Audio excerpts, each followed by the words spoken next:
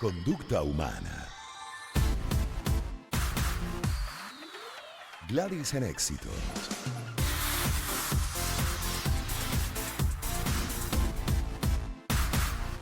Tenemos en el segmento de hoy a Yania Horta Barroso, es psicólogo del Servicio de Atención Psicológica Crecer Sin Violencia de SECODAP, y con ella en el segmento Conducta Humana de todos los martes vamos a revisar cómo podemos reconocer y por supuesto corregir las conductas inadecuadas en los adolescentes. Bienvenida Yania, buenas tardes. Hola Gladys, gracias a ti por la invitación y a tu audiencia. A ti, gracias, porque bueno, esta es una etapa por la que hemos pasado todo y sabemos que es muy difícil. Definitivamente es una etapa particular en nuestras vidas y en algunos casos, bueno, pasa que precisamente en esa búsqueda de la identidad, de ir definiendo identidad, del ese sentido de pertenencia, pues a veces comenzamos a asumir conductas inadecuadas, no solamente para lo que es la dinámica familiar, sino para nuestro propio beneficio personal, no nos damos ni cuenta.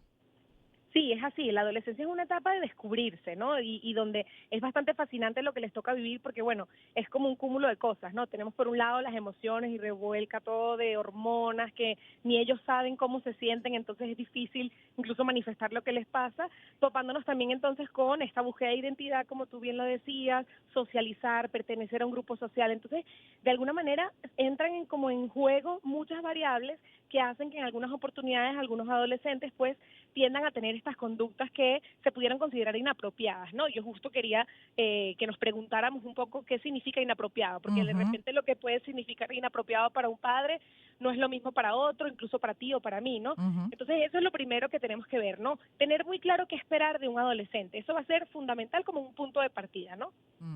Entonces, para empezar, conductas inadecuadas, ¿cómo se pueden definir en los adolescentes? Bueno, de alguna manera, te decía que es diferente la percepción que se pueda tener, porque puede ser bastante subjetivo, pero lo que pudiera ser inapropiado incluso pudiera ser esas conductas de riesgo, los que pudieran llevar a los adolescentes a llegar siempre como a la necesidad de estar como en el límite, ¿no? De exponerme a riesgos que puedan ser sociales o incluso personales, con el uso de todo este tema de la tecnología. El uso No, esas excesivo conductas exacto de la tecnología o también, por ejemplo, el consumo de estupefacientes. de De sustancias, tal cual, sustancias. exacto. Exponerme a situaciones que me ponen en riesgo de alguna manera a mí o a otras personas que están cerca de mí. Exacto. Y también lo otro, entonces, cuando tú defines, además, me imagino, como grupo familiar, como bien dices tú, cuáles son esas conductas inadecuadas, son esas normas que se tienen que respetar. Y comienzas a ver que tu hijo, tu hija está irrespetando esas normas esenciales de la Sí. dinámica familiar. ¿Qué se debe hacer? Sí, es importante también ver cómo surgen estas normas, ¿no? Porque de alguna manera a veces, y seguramente muchos padres que nos escuchan, que tienen hijos adolescentes, saben que en la negociación con ellos está la clave. Si yo vengo como padre a imponer unas reglas también, porque yo digo que es así, punto, probablemente lo que vaya a recibir de mi adolescente vaya a ser un rechazo inmediato, ¿no? Porque ellos también quieren sentirse parte, quieren que los escuchen. Entonces, como punto inicial, yo creo que es importante que esas reglas que tengamos en casa sean cosas que podamos discutir. Obviamente yo siempre hablo de límites negociables y no negociables. Yo como familia yo puedo tener unos límites que puedo negociar con ellos y puedo decir, por ejemplo, no sé, la hora en la cual ellos hacen las tareas, puede ser a las 6 de la tarde, o puede ser a las 3 de la tarde, puede ser a las 8 de la noche. Yo le puedo poner a él escoger, mira, antes de las 9 yo necesito que eso esté listo. ¿A qué hora te parece a ti que la puedes hacer? Entonces, eso puede ser un límite no negociable, un ejemplo. Pero de repente para mí hay límites no negociables, como por ejemplo que duerma las 8 horas en la noche, que el tiempo en el celular sea determinado durante el día y que respete ese tiempo. Entonces, si yo me pongo también a no casarme con todas las batallas con los adolescentes, ya ahí voy ganando como papá algunos puntos, algunos espacios que me permiten enfrentarme quizás a eso que es la adolescencia, que es una etapa, como dijimos, bastante compleja. Pero bueno, ¿cómo podemos ayudarlos a ellos? Tratar de negociar. Si a mí no me parece algo que está haciendo mi hijo, tratar de conversar con ellos al principio por qué está haciendo esa conducta que está haciendo. Te voy a poner un ejemplo, el uso de los videojuegos, que ahorita también es todo un tema, porque de repente estar pegado o al teléfono, etcétera, ¿por qué puede estar qué tanto buscas ahí? Entonces, si yo me intereso, en vez de rechazarlo de una vez, ¿qué es lo que está pasando? ¿Por qué estás pasando tanto tiempo ahí? ¿Con quién hablas tanto? Me meto en su red social a ver qué está consumiendo y voy entendiendo un poquito mejor el panorama, puedo ver qué hay detrás. Si de una vez es algo riesgoso, que yo le tengo que poner un límite y decido como papá que esto es lo que tengo que hacer, pues lo hago.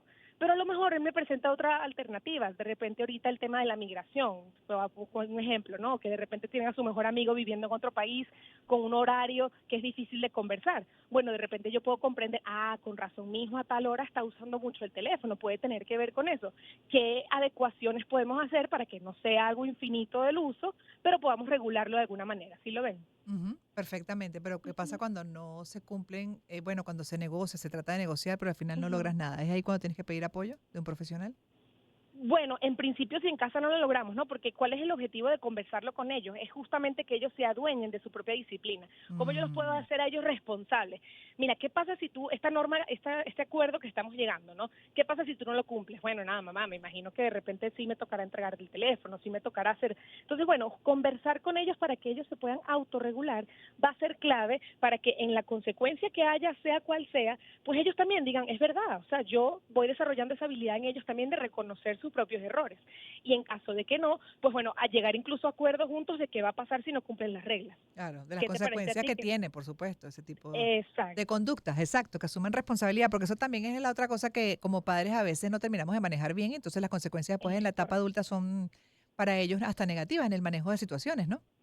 Sí, tal cual, o sea, porque imagínate que cuando no esté mamá, porque cuando está mamá entonces me regulo, no uso el teléfono, pero entonces cuando estoy con mis amigos, Mm, entonces ya yo no desarrollé en él esa habilidad de autocontrol, por ejemplo, porque sí. siempre estaba ahí como un vigilante. ¿Qué pasa en la vida adulta? Como tú dices, muy bien, son adultos que se les hace muy difícil autorregularse, que necesitan esos estímulos externos para controlar ese manejo emocional, por ejemplo. Entonces, toca como papás ver la adolescencia como una última etapa donde podemos, ¿sabes? Como sembrar cositas que queremos que ellos tengan bien desarrolladas ya después en la adultez. De hecho, también algunos he escuchado que sugieren, y de hecho hay países que lo ponen en práctica, que desde temprano, incluso en esa etapa de formación de adolescente, se le empiezan a dar responsabilidades ya de adultos. Ujú.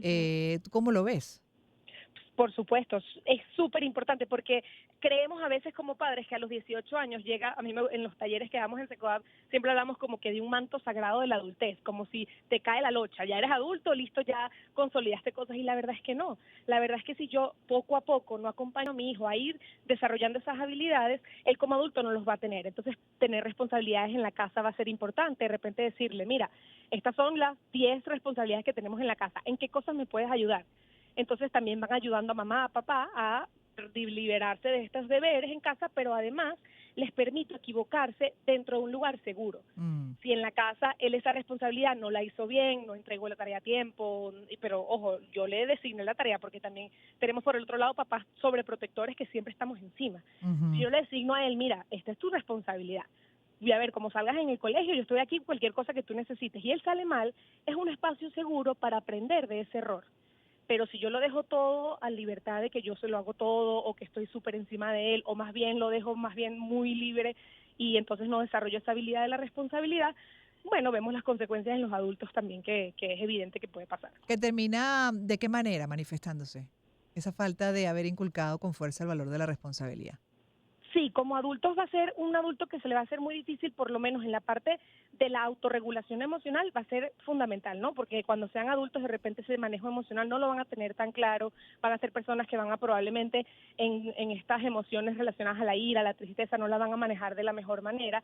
La autorregulación, van a ser personas que probablemente no comprenden el sentido de la responsabilidad y esos deberes que tengo en el trabajo no los cumplo, entonces no voy a tener éxito laboral, no voy a poder desarrollarme académicamente, ya incluso antes de lo laboral en la universidad, que el corte abrupto de lo que significa la universidad versus el colegio, bueno, son estudiantes que probablemente no les van a ir bien en las materias, no van a tener como esa consecuencia, esa perseverancia de lograr encontrar sus métodos, sus metas, cumplirlas, perdón, y además en las relaciones interpersonales también la responsabilidad se ve bastante presente, esa responsabilidad afectiva que yo tengo que tener con el otro, Ujú. de corresponderle, de alguna manera, bueno, velar por esa amistad y por esa relación interpersonal. Si soy una persona que eso nunca me lo inculcaron, ahí también se puede ver afectado. Claro, entiendo. Te agradezco muchísimo por todo lo que has compartido con nosotros, Yania. Yania Horta Barroso es psicólogo del Servicio de Atención Psicológica Crecer sin Violencia de SECODAP. Hoy en el segmento Conducta Humana y revisando con ella cómo reconocer, corregir, definir además lo que pueden ser conductas inadecuadas en esa etapa nada fácil de nuestras vidas en la adolescencia.